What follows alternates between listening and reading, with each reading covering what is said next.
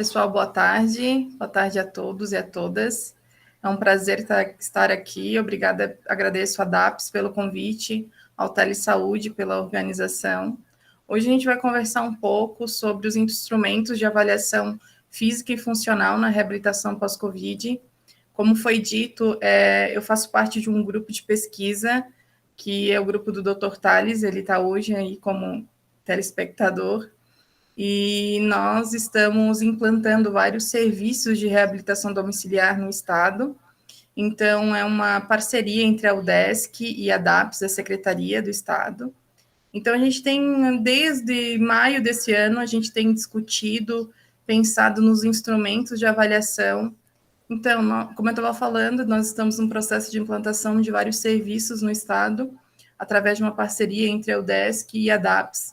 Então, nós estamos estudando há vários meses alguns instrumentos, e são esses instrumentos que eu trouxe hoje para a gente discutir, falar um pouco sobre eles, e focando na reabilitação pós-Covid, mas numa reabilitação baseada no exercício físico.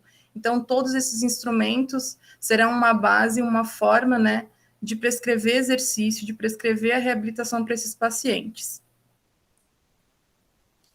Antes de falar dos instrumentos, eu gostaria de falar um pouco sobre o processo inicial de avaliação, que ele inicia com a anamnese do paciente, que é centrada nas demandas individuais e na coleta de dado atual e pregresso de forma sistematizada. Essas informações elas devem ser objetivas, quantitativas e qualitativas. Isso tudo vai nos ajudar a identificar o estado físico e funcional do paciente, o que vai nos direcionar, como eu falei, no processo de prescrição, no processo de acompanhamento, na progressão desse paciente na reabilitação. Mas uma das coisas que até eu coloquei aqui embaixo, que é importante a gente ressaltar, e está na diretriz de reabilitação cardiovascular, é a importância das reavaliações constantes. Então, nós fizemos um mapeamento no estado, que vários municípios responderam, em que muitos não fazem reavaliações, né, quando o paciente entra na reabilitação.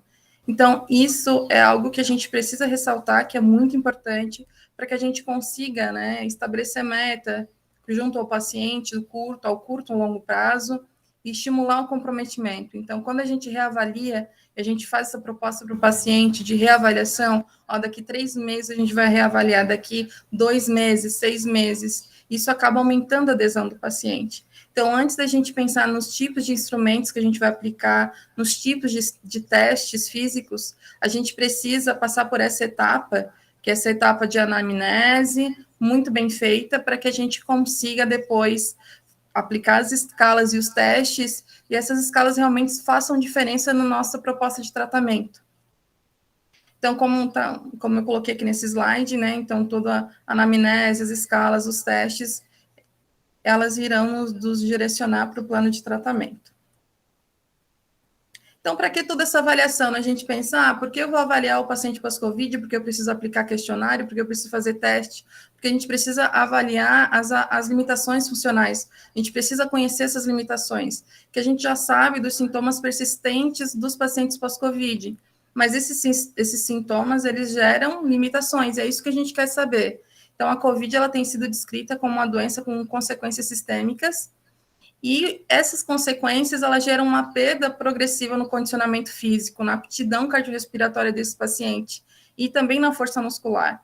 Então, essa interação de dispneia, fadiga, perda de aptidão, que até eu coloquei aqui como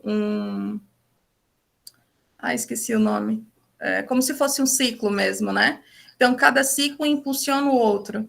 Então, aqui, a fadiga, a fraqueza muscular, o cansaço, a dispneia, a diminuição da aptidão, né, o descondicionamento físico, isso tudo vai gerando um ciclo vicioso que vai aumentando as limitações funcionais do paciente.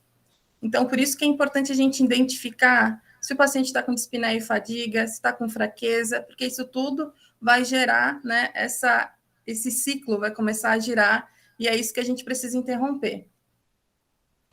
Então, na prática, essas limitações funcionais, elas podem ser definidas como uma redução na capacidade de realizar atividade de vida diária.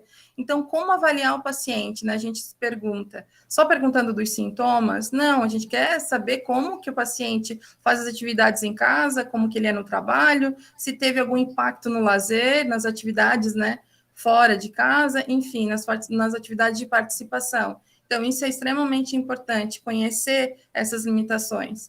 Então, aqui eu até coloquei em pacientes com DPOC, que é doença pulmonar obstrutiva, né, crônica, a estreita relação entre atividade física na vida diária, morbidade, mortalidade, demonstra a importância da avaliação adequada das limitações. Então, o paciente, quanto mais limitado, mais chance ele tem de ter outras doenças, mais impacto na qualidade de vida, mais chance de morte. Então, a gente vê, né, através, né, dessa fala, a gente vê a importância dessa avaliação das limitações. Aí a gente se pergunta, como que eu vou avaliar essas limitações? Existe um método muito simples, que é utilizado já há muitos anos, que, como eu falei, é a aplicação de questionários específicos para essa finalidade. Mas alguns testes, a gente pensa o seguinte, já existem testes, questionários para pacientes pós-Covid, já existem testes validados, existem alguns questionários, mas outros a gente já aplica na reabilitação cardiopulmonar.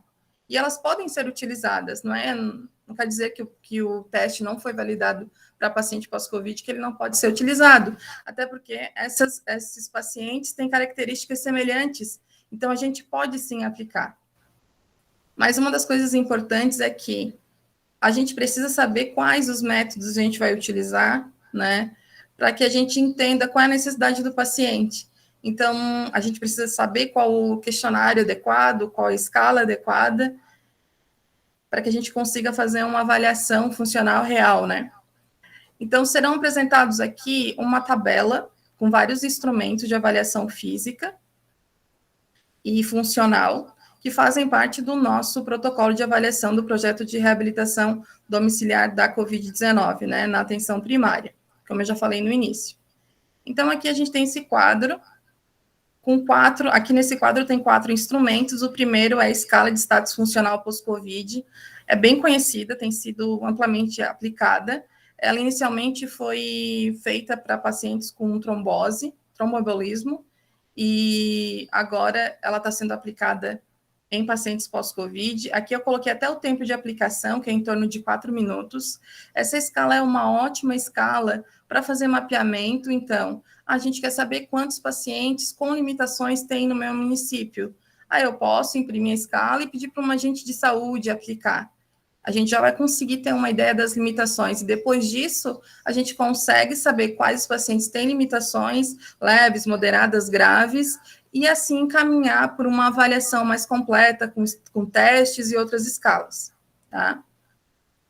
Aqui a escala MRC, que é uma escala de dispneia, que avalia a sensação de dispneia referida pelo paciente aos esforços. Então, também uma escala que já tem sido utilizada há anos, é uma escala muito simples, que ela é classificada de 0 a 4. Então, em torno de 2 minutos, a gente consegue aplicar essa escala. A escala de percepção subjetiva de esforço, que é o BORG, que ele avalia a sensação de dispneia. Eu coloquei aqui como avaliação da dispneia em repouso, porque já que a gente já tem essa MRC, que é os esforços, eu coloquei o BORG em repouso. A escala de avaliação da fadiga, que é uma escala que inicialmente foi validada para pacientes com sarcoidose, só porque também tem sido utilizada em pacientes pós-Covid. É uma escala que divide o componente físico e psicológico da fadiga, então também é uma escala extremamente importante, interessante, em aplicação em torno de 4 minutos. Tem o questionário de qualidade de vida, Q5D5L, que ele avalia a qualidade de vida. Então, ele tem em torno de 5 domínios, que é mobilidade, cuidados pessoais, atividades laborais, dor e desconforto e ansiedade e depressão, e uma escala visual analógica de 0 a 100, eu vou explicar um pouco mais sobre ela depois. E 2 testes físicos, o teste de marcha estacionária e o teste de sentar e levantar de 1 minuto, que eu também vou explicar cada um desses instrumentos. Então, aqui nós unimos, né, juntamos 4, 5, 6, 7 instrumentos e testes. Eu vou falar um pouco mais, eu vou começar a falar um pouco sobre a escala de status funcional pós-Covid, que é essa escala que ela foi criada por Clock em 2001, e ela foi modificada agora para pacientes pós-Covid. É uma escala que o objetivo dela é graduar a limitação do paciente de 0 a 4, E que em que 0 é o que o paciente não tem limitação, não tem sintoma, não tem dor, não tem depressão, não tem ansiedade. Então, é um paciente que... Só um pouquinho que saiu aqui. Deu, voltou. É um paciente que não tem nenhum tipo de limitação. O grau 1 é o paciente que tem sintomas leves, mas pode fazer todas as atividades. Então, mas ele tem sintoma persistente, mas ele consegue fazer as atividades normalmente. Esse é o paciente graduado como 1. O paciente graduado como 2 é o paciente que sofre limitações na vida diária e, ocasionalmente, ele precisa reduzir ou distribuir as atividades ao longo do tempo, por causa dos sintomas persistentes, dor, ansiedade, e esses autores colocaram dor, ansiedade, depressão e sintomas persistentes justamente por causa dos estudos que saíram, né, sobre pós-Covid, que mostra que existem aí muitos sintomas persistentes, dor, depressão e ansiedade nesses pacientes. O grau de limitação 3 são aqueles pacientes que eles são capazes de executar todas as atividades. Não é capaz de, desculpe, não é capaz de executar as atividades da vida diária, né? Mas ele é capaz de se cuidar, né? Tomar banho, higiene, sem nenhuma assistência. Ele consegue, ele é independente nisso. Já o paciente 4 é o paciente que é limitado nas atividades de vida diária e precisa de assistência até para tomar banho, para higiene, etc. Então, como que a gente aplica essa escala? Aqui. Não sei se está dando para ver muito bem, mas aqui tem uma primeira pergunta. A gente precisa seguir o fluxograma. Aqui tem os graus, ó. Grau 0, grau 0, grau 1, grau 2, grau 3 e grau 4. Então, são 5 graus. Então, a gente começa perguntando, você consegue morar sozinho sem qualquer assistência de outra pessoa? Se ele disser não, ele já é um grau 4. Se ele disser sim, ele consegue morar sem assistência. E daí a gente vai para uma segunda pergunta. Existem tarefas em casa ou no trabalho que você não é mais capaz de fazer sozinho? Se ele disser sim, ele já é um grau 3. Se ele disser não, ele vai para mais uma pergunta, que é, você sofre de sintomas, você sofre com sintomas, dor, depressão, ansiedade? Se ele disser sim, ele vai para mais uma pergunta. Se ele disser não, isso quer dizer que ele não tem limitação nenhuma, ele é um grau 0. Mas aqui ele disse sim, né? Então a gente vai saber aqui se ele é um grau intermediário, se ele é 1 ou se ele é 2, se ele é muito leve ou ele é leve. Então aqui, você precisa evitar ou reduzir tarefas, né, da atividade de vida diária. Se ele disser sim, ele é um grau 3. Se ele disser não, ele é um grau 1. Então, como eu falei, é uma escala fácil, simples de ser aplicada. Pode seguir o fluxograma ou ir lendo esse questionário para o paciente e fazer um X, anotar. Então, existem essas duas formas de entrevista, ou o paciente mesmo pode responder. No nosso projeto, nós enviamos questionários online para os pacientes, que a gente chamou de formulário online pós-Covid, em que a gente colocou essas perguntas no questionário e o paciente responde de casa de forma, né, autônoma. Então, existe também essa possibilidade. A escala de dispneia, essa MRC, ela é composta por 4 itens. Aqui está errado, são 4 itens. O paciente escolhe... Não, são 5, desculpa, de 0 a 4. O paciente escolhe o item que corresponde ao quanto a dispneia limita suas atividades de vida diária. Então, o paciente relata o grau subjetivo da dispneia durante os esforços. Então, aqui, como eu falei, são 4 graus, né? O 4, que é o pior, é aquele paciente que não sai de casa, que precisa de ajuda para se vestir e tomar banho, é um grau 4. O grau 3, em relação à dispneia, avaliação da dispneia, é o paciente que precisa parar muitas vezes devido à falta de ar quando anda 100 metros, ou quando aumenta o braço, ou sobe uma escada. Então, esse já é um grau 3. Precisa parar algumas vezes quando ando no meu passo, ou ando mais devagar que outras pessoas da minha idade. Então, ele tem que parar várias vezes, isso é um grau 2. O grau 1 é tenho falta de ar quando apresso o meu passo ou subo escadas ou ladeira. E o grau 0 é o paciente que tem falta de ar somente ao realizar exercício intenso. Então, aqui a gente também consegue graduar o paciente de 0 a 4. A escala anterior é em relação às limitações funcionais, essa escala aqui é em relação à dispneia, a falta de ar. A escala de Borg é uma escala que é amplamente utilizada para avaliar pacientes com dispneia e para também avaliar o esforço, a fadiga durante o exercício. Ela é uma escala de 0 a 10, em que no momento da aplicação dos questionários, a gente precisa perguntar ao paciente como é que está a falta de ar em repouso, que é diferente dessa falta de ar aqui da MRC, que é os esforços. Então, aqui é uma escala de 0 a 10, onde ele compara aqui, né, o número com o que significa cada uma das palavras, e daí ele gradua. Eu estou com a falta de ar leve, então é o grau 2. Também é uma escala simples e rápida de aplicar. A escala de avaliação da fadiga ela é bem importante, até eu trouxe as informações, um pouco mais de informações sobre ela, porque uma fadiga é um dos sintomas persistentes mais presentes, né, em pacientes pós-Covid, e ela está presente uma gama ampla de doenças, né, uma ampla gama de doenças crônicas. Então, está presente em pacientes com insuficiência cardíaca, pacientes com outras doenças cardiovasculares, pacientes com doenças pulmonares. Então, a fadiga está presente em várias doenças. Então, ela é reconhecida globalmente como um sintoma incapacitante. E essa escala, ela tem se mostrado um questionário válido para avaliar pacientes com doença pulmonar intersticial e sarcoidose, mas também muitos outros pacientes com doenças crônicas. Então, por isso que a gente escolheu essa escala. Ela está disponível em mais de 15 idiomas. Então, aqui eu trouxe um artigo que fala sobre a fadiga em pacientes pós-Covid. Então, aqui diz que a fadiga e dispneia foram os sintomas mais prevalentes, combinado a fadiga com outro sintoma, varia de 35% a 60%. Esse estudo aqui avaliou mais de 15 mil pacientes hospitalizados e 9 mil não hospitalizados. Então, a gente vê como a fadiga realmente é um sintoma presente, né, em pacientes pós-Covid.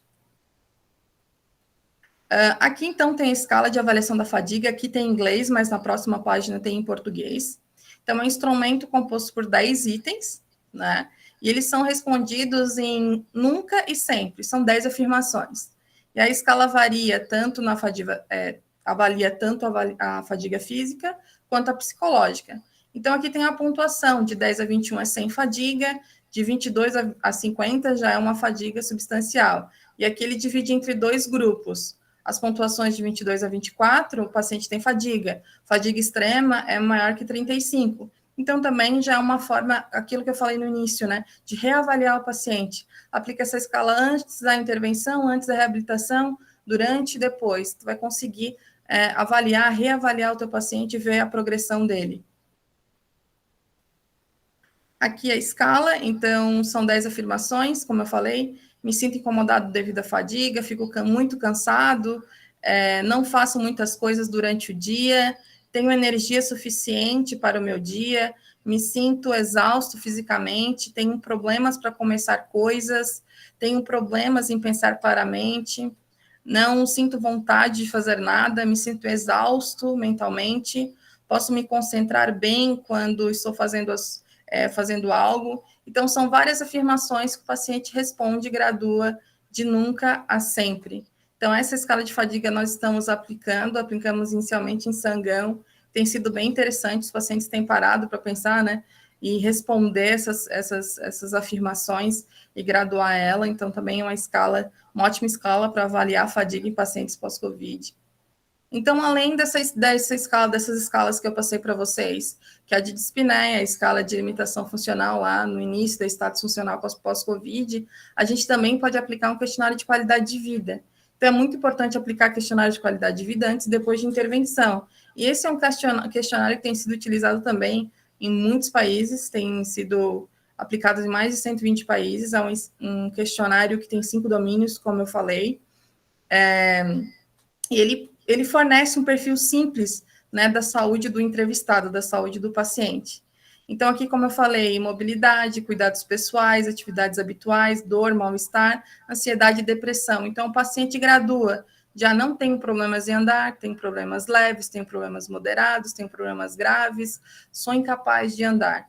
Então, aqui, se fosse considerar de todos os questionários, esse é um pouco mais demorado que os outros, né? Mas também é um ótimo questionário para ser aplicado, e nós estamos aplicando nos nossos pacientes, né, do projeto.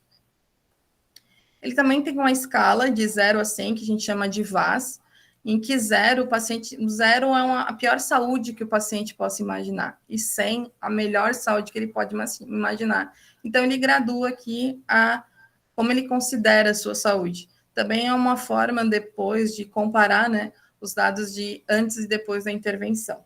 Então, eu já falei de todos os questionários e escalas, né, já passei todas elas.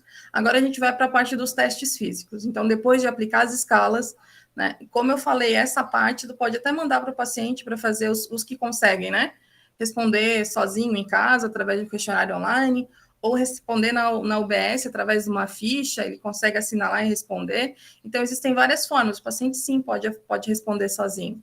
Mas o teste físico tem que ser feito pelo profissional, né? Então, esse teste de marcha estacionária, ele avalia a capacidade de exercício aeróbico. E ela é super importante para a prescrição do exercício. Né? Então, a gente tem aplicado esse teste de marcha estacionária por quê? Existem vários testes que são padrão ouro, como o teste cardiopulmonar, né, para avaliar a aptidão cardiorrespiratória, um teste de campo é o teste de caminhada de 6 minutos, o teste de degrau, o teste shuttle, existem vários testes, mas o problema é que precisa de equipamento, precisa de mais de um profissional, às vezes 2 em alguns testes, precisa de espaço, o local muitas vezes tem que ser fechado, por exemplo, num ginásio para fazer um teste. Então, muitas vezes é inviável, não tem como fazer dentro da UBS, né, no espaço, um teste desse. Então, como que a gente pode avaliar a aptidão do nosso paciente, né, o desempenho físico, a aptidão através de um teste simples? Então, foi isso que foi pensado, né, um teste alternativo que pode ser facilmente controlado e conduzido em qualquer ambiente, que é o teste de marcha estacionária de 2 minutos. Então, o que o paciente faz é marchar no lugar, né, sem correr. Então, o que a gente faz, né? A gente tem que traçar uma linha, um ponto médio entre a crista ilíaca do paciente, né, o quadril aqui, e a patela. Esse ponto médio é a altura que o paciente tem que atingir durante o teste. Aí tu me pergunta, Yolanda, se ele não atingir essa altura, aí não contabiliza, porque a gente tem que contar um número de elevações, né? Então, eu vou falar um pouquinho mais sobre o procedimento no próximo slide, mas basicamente é isso, marchar num lugar numa altura determinada através de um ponto médio entre a axila e a patela. Então, tu pode marcar na parede com uma fitinha, qualquer, né, até mesmo com lápis, marcar para o paciente atingir a altura. Esse teste ele foi desenvolvido por Hickley Jones em 1999, numa bateria de testes para idosos de aptidão física, que é o Senior Fitness Test. Então, ele foi criado justamente para substituir o teste de caminhada de 6 minutos, porque muitas vezes era inviável, não tinha espaço, e ele foi criado por isso. E esse teste, ele tem sido estudado já também há alguns anos, existe aqui uma revisão sistemática de vários estudos, né, que aplicaram o teste de marcha estacionária, coloquei nas referências também esse artigo, é bem interessante, mostra a validade desse teste.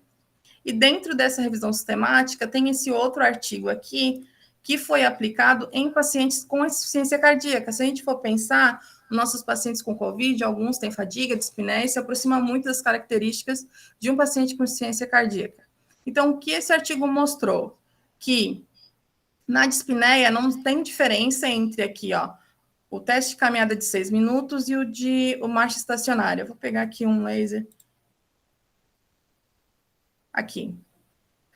Então, aqui, o teste de 6 minutos e a marcha estacionária de 2. Então, na dispneia, não teve nenhuma diferença. Então, em relação à dispneia dos pacientes, foi praticamente igual. Em relação à fadiga e à fadiga de membro inferior, houve diferenças significativas. O que isso quer dizer? Que na marcha estacionária, o paciente teve um pouco mais de fadiga de membro inferior e da fadiga geral. Sim, porque para caminhar, para fazer a marcha, ele acaba, né, aumentando um pouco mais de consumo de oxigênio e o paciente se sente mais cansado, então por isso que aumentou aqui a fadiga e a dispneia dele. Aqui não houve diferença em relação à pressão arterial, então isso mostra o quanto esse teste também pode ser utilizado sim, comparado com o teste de caminhada de 6 minutos. Aqui a gente tem outros detalhes também do teste, em que nesse mesmo estudo, né, ele mostra que pacientes com uma insuficiência cardíaca um pouco mais leve, que é o grau 1 e 2, em torno de 92 passos é considerado bom, ok, 92 passos. Em relação a pacientes um pouco mais graves, é 72, é como se fosse um ponto de corte. Então, quando for avaliar um paciente, se o paciente ficar próximo de 92, tá, ok, pode ser, tá bom. Se ficar abaixo, já é algo que a gente tem que, né, pensar que o paciente está abaixo do que seria predito para a idade dele. Mas, assim, ó, pensando que é só um estudo, não tem um ponto de corte para todos os pacientes com insuficiência cardíaca, dividido, insuficiência cardíaca não, pós-Covid, separado por idade, não existe isso ainda, a gente ainda não tem esse artigo. Mas esse artigo é uma forma de a gente se basear, tá? Então, também tem lá nas minhas referências, tem na apresentação, pode pegar essa imagem, né, para usar como referência aí na hora de verificar quantos passos o paciente atingiu. Então, no teste de marcha estacionária, como eu estava falando, nesse mesmo artigo, os indivíduos que percorreram distâncias maiores durante o TC6 realizaram mais passos no teste de marcha de 2 minutos. O que isso quer dizer? O que eu estava falando há pouco tempo. É válido, dá para fazer o teste de marcha estacionária de 2 minutos. Muitas vezes as pessoas entram em dúvida se realmente... só um pouquinho que entrou uma mensagem aqui. Se realmente a gente consegue fazer o teste de caminhada de 2 minutos, se ele é válido. Então, aqui o artigo está dizendo isso, dá para aplicar. A força de quadríceps também foi fortemente correlacionada com os resultados do teste de marcha de 2 minutos. O maior número de passos também foi associada aos um melhor desempenho durante o teste cardiopulmonar, que é o teste padrão ouro. Então, aqui a gente tem várias informações dizendo o seguinte, né? Pode usar o teste, ele é válido. Então, como eu já falei, que precisa marchar no lugar, né, durante 2 minutos. Então, o desempenho do teste, como que a gente contabiliza? O total de elevações da perna direita. Aqui está como esquerda, né, mas é a perna direita. Então, a perna direita do paciente, a gente vai contando quantas vezes ele eleva em 2 minutos. Lembrando, se o paciente não chegar nesse nível, não contabiliza como elevação. Aí, tu pode me perguntar, Yolanda, se o paciente ficar muito cansado e ele quiser sentar, pode sentar o paciente e deixar o cronômetro rodar. Se o paciente se sentir bem para voltar ao teste, ele volta, aí depois só anota o número de elevações que ele fez e qual foi o tempo que ele ficou parado. Tá? Eu coloquei aqui ler o protocolo do teste, que apesar de simples, é importante a gente ler o protocolo, né? Não só em pesquisa, mas na aplicação dele, porque se existem aqueles pontos de corte, se existem aqueles estudos, foi porque as pessoas que, né, seguiram um protocolo. Então, é importante, muitas vezes, dar uma lida no protocolo para fazer o teste realmente como ele foi criado. E no teste de marcha estacionária, ele é extremamente importante, não só pelo número de elevações, que a gente vai depois comparar antes e depois, ou saber se estava dentro, né, do que seria previsto para esses pacientes, mas para a gente avaliar algumas informações durante o teste, alguns sinais vitais, né? Para a gente monitorizar mesmo, monitorar os pacientes, muitas vezes na reabilitação domiciliar, é isso que a gente pensa, né, por causa do nosso projeto. Se o paciente tem um oxímetro, a gente consegue monitorar esse paciente em casa. Se o paciente dessaturou durante o teste, na avaliação, então são todos dados importantes aqui eu coloquei. Durante o teste, dá para verificar a PA, a pressão arterial, antes e depois do teste. Dá para avaliar a frequência cardíaca, a saturação de oxigênio, o Borg. Então, pergunta para o paciente antes, durante e depois, como que estava o cansaço, a falta de ar e outros sintomas. Aqui a gente vai colocar o paciente à prova, né? Então, já que ele está do teu lado, a gente vai pedir para ele fazer o máximo de elevações em 2 minutos, a gente vai conseguir também avaliar, né, e verificar todas essas variáveis que são extremamente importantes. Depois eu vou falar de um caso de uma paciente que dessaturou durante o teste de 2 minutos, porque a gente às vezes acha que são só 2 minutos, né? Mas pacientes com Covid que têm sequelas, muitas vezes nem sabem, quando são colocadas num teste de 2 minutos, em poucos, muitas vezes 10, 15, 20 minutos, o paciente já começa a dessaturar e a gente consegue observar através, né, do oxímetro. Então, por isso que é extremamente importante verificar, né, essas informações, essas variáveis. Aqui eu coloquei verificar a saturação antes, durante, para a gente saber qual foi a menor saturação durante o teste, a saturação final, e em 2 minutos de recuperação, depois do paciente sentado, depois que já está normalizando a frequência cardíaca, chegando próxima de repouso, como que está a saturação do paciente depois de 2 minutos. 10 minutos. Certo, obrigada. E além desse teste de marcha estacionária, a gente tem os testes sentar e levantar. Então, são 2 testes simples, fáceis, pode monitorar com o oxímetro e verificar todas as variáveis que eu falei anteriormente. Então, o teste sentar e levantar, ele avalia a força e a resistência, então são indicadores importantes de saúde, e é um forte preditor de mortalidade, então, principalmente os nossos pacientes que foram hospitalizados, é importante fazer esse teste. É um teste simples, rápido, precisa de uma cadeira somente, de um cronômetro e o profissional para aplicar. Então, ele avalia toda essa força, essa resistência, e muitas vezes a gente tem outros testes de força para aplicar nos pacientes, mas não são viáveis. Então, existe uma barreira importante, como o teste lá de marcha estacionária, que é um dos testes alternativos, esse também é um teste alternativo, um teste de força e função de membro inferior. Então, aqui também é um teste extremamente simples, uma cadeira fica encostada na parede, o paciente inicia o teste sentado, com os pés apoiados no chão, os braços cruzados à frente do corpo, e ele começa a sentar e levantar a partir do momento que o avaliador, né, diz o começa, ele começa a sentar e levantar durante 1 minuto. Então, o teste ele é definido pelo número de execuções corretas no intervalo de 1 minuto. Por que corretas? Porque tem muitos pacientes que não ficam em pé totalmente. Então, ele vai lá, senta, levanta, mas não, né, fica totalmente em pé. Então, por isso que são execuções corretas. Então, e também por isso que a gente tem que orientar sempre o paciente antes, executar, mostrar para o paciente como faz o teste, para que não ocorram os erros durante o teste. Aqui também, aquilo que eu falei daquele ponto de corte, aqui existe um ponto de corte bem interessante, é um dos melhores, assim, desses 2 testes. Então, tem aqui as faixas etárias e percentis. O que é percentil, né? Então, aqui, o 50 é quem atingir aqui, ó, vou pegar, desculpe, uma idade. De 30 a 34 anos. Quem atingir 47 elevações, eu posso dizer que tá bom, ele tá bem. Se ele atingir o 75 e o 75 e o 97, nossa, tá ótimo. Se ele atingir menos, por exemplo, aqui 40 elevações, ele não tá tão bem. E se ele atingir 28 ou menos, tá muito ruim. Então, esse percentual, esses percentis, é porque não tem como fazer uma média, né? Porque esse estudo foi feito com muitos pacientes, e alguns ficaram no meio, outros ficaram lá no final, no 97, outros ficaram no início. Então, por isso que são percentis. Então, tu pode pegar essa escala, né? E até colocar em cima, né? Ruim, mais ou menos, bom, e fazendo, né, essa escalinha para tu saber aonde está o teu paciente, né? De acordo com esse artigo de valores de referência. Também um artigo bem legal, vale a pena.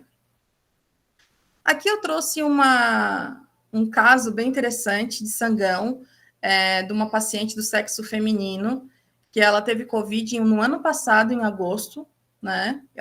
Ela era gestante já de 30 semanas, e ela não buscou atendimento por meio da exposição, depois o marido ele foi diagnosticado com Covid, e no dia 22/10 a gente fez a avaliação dessa paciente, a gente fez todos esses questionários que eu falei e os testes.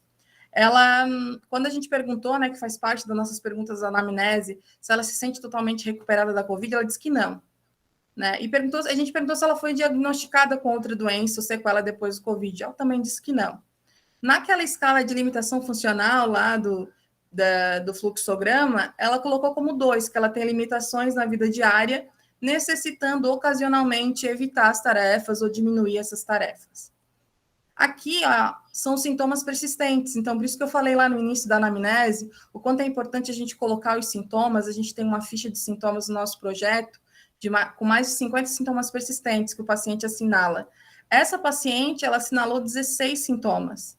Então, para ver quanto era uma paciente sintomática, ela não foi internada, na fase aguda os sintomas delas foram leves, e agora, após 15 meses, ela tem todos esses sintomas.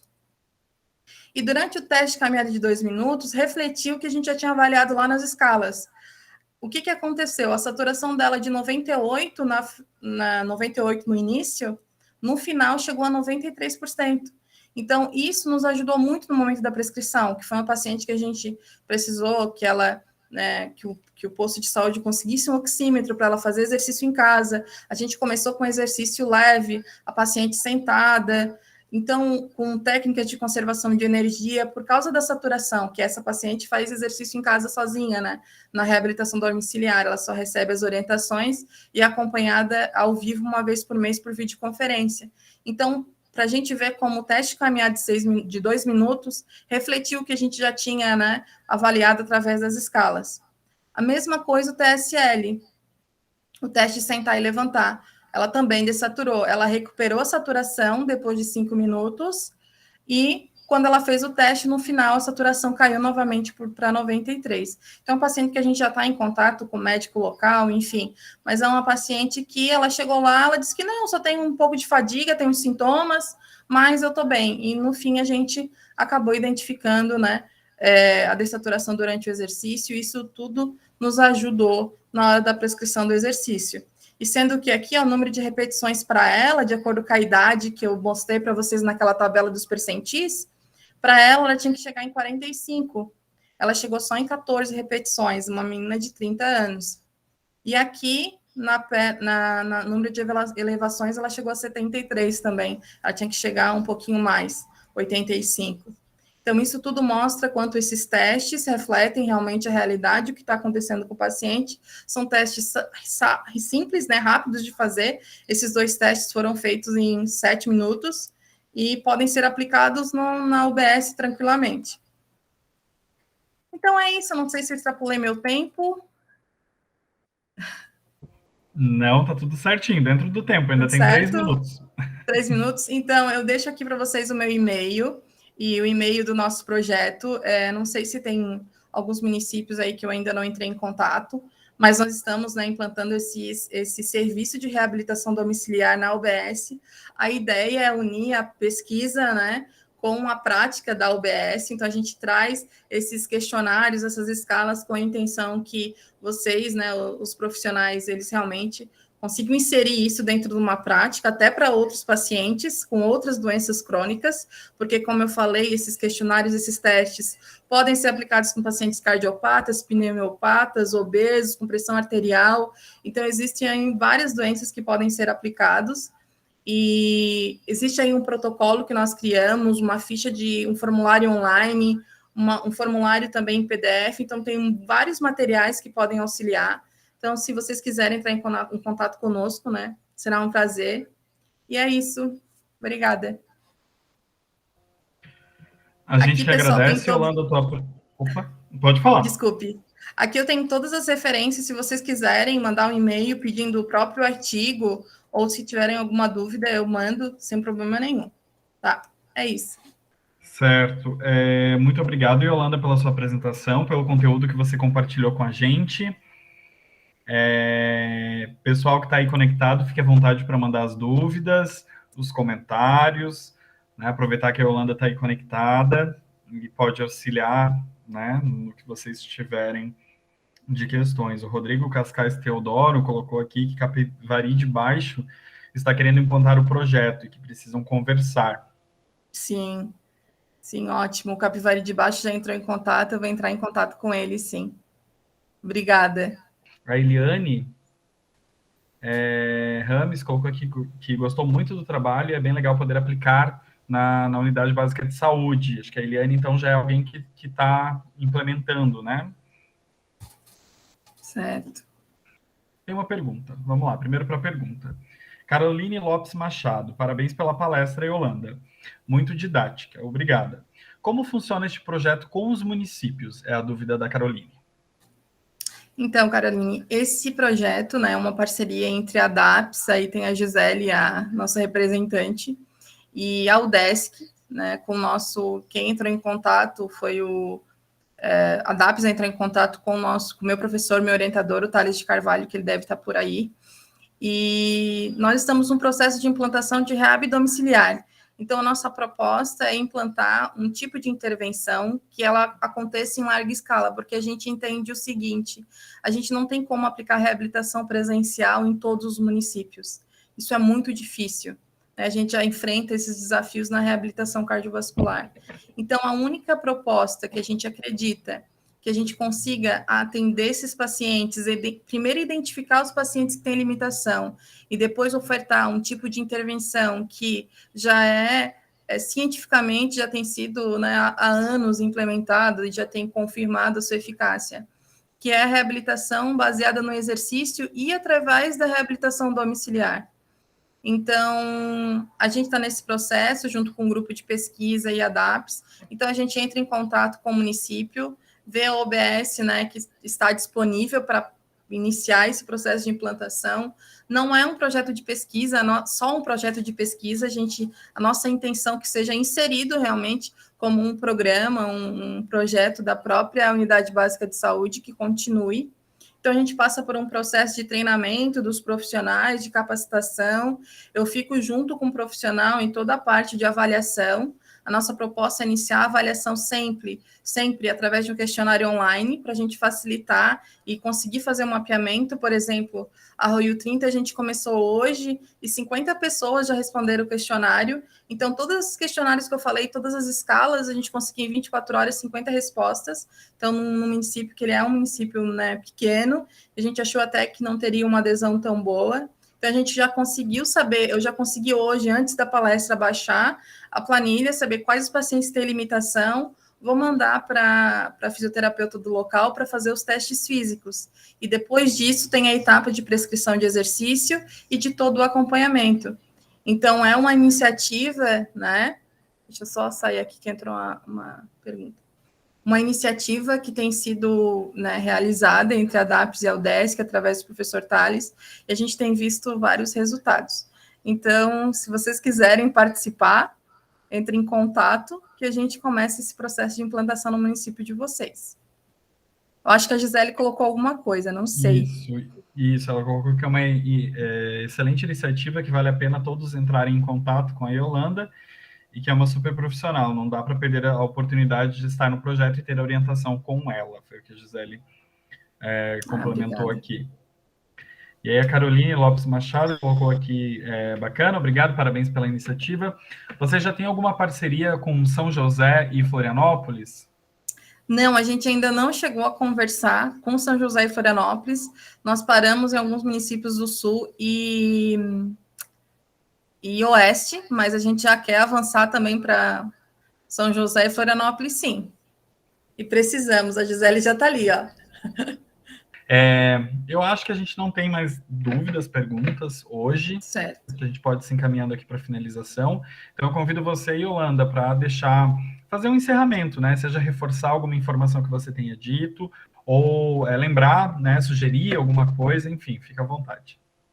Certo, obrigada. Não agradeço a oportunidade, acho que o professor Tales também está aí, agradeço a confiança, e me deixar meu e-mail, né, disponível, se vocês quiserem qualquer material, podem entrar em contato. Em relação aos testes e escalas, né, apliquem mesmo, não precisa aplicar tudo, a gente fez esse protocolo por causa do nosso projeto, mas se chegou um paciente, dá para aplicar uma escala de limitação funcional, uma escala de dispneia, uma escala de qualidade de vida, apliquem, né? O teste de caminhar, o teste de marcha estacionária e de sentar e levantar, a gente colocou essas duas opções, mas se der, né, para fazer somente de marcha estacionária, também já é uma informação importante. Então, como eu falei, são testes que são aplicáveis na atenção primária, dá para aplicar, são testes rápidos, simples, e se vocês precisarem de qualquer orientação em relação a eles, podem entrar em contato, que a nossa equipe vai estar, né, disponível também para ajudá-los.